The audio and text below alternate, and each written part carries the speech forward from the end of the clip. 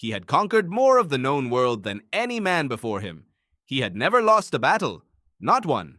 In 13 years, he had marched his army from Greece to Egypt to Persia to the edges of India.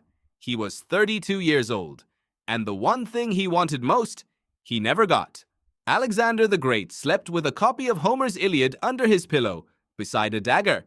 His hero was Achilles, the warrior who chose a short, glorious life over a long, forgotten one. Alexander did not want to live forever. He wanted to matter forever. But beneath the glory was a wound. His father, Philip II, once watched the young Alexander tame an untamable horse and said, "My son, find a kingdom worthy of yourself. Macedonia is too small for you." It was a compliment. It was also a sentence. Alexander spent his entire life trying to find a kingdom large enough to finally feel like enough. He came closer than anyone in history, but it was never enough. In 326 BC, at the Hyphasis River in northern India, Alexander stood at the edge of the world. Beyond the river lay more kingdoms, more glory. He wanted to keep going. He always kept going. But his army said no. They had been marching for 8 years. They were exhausted, homesick, and done. His most trusted general, Coenus, stood before him and spoke for the men. They wanted to go home.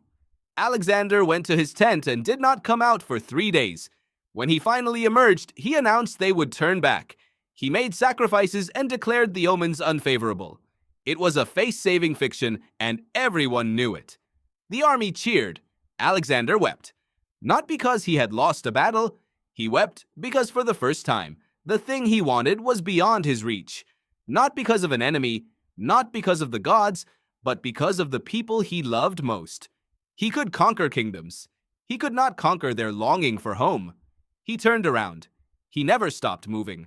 But something had changed. In 323 BC, in Babylon, Alexander the Great died, 32 years old. His last words, when asked who should inherit his empire, "To the strongest." His tomb has never been found. What Alexander wanted was not more territory. It was not more glory. It was to reach a place where the wanting finally stopped, where he could stand somewhere and feel at last that it was enough. He never found it. And if you have ever reached something you worked your whole life for and still felt the horizon pulling you forward, still whispering that there is more, that this is not quite it, then you already know exactly how he felt. The greatest conqueror in history could not conquer that. Neither can you. Neither can anyone. But you keep going anyway, just like he did.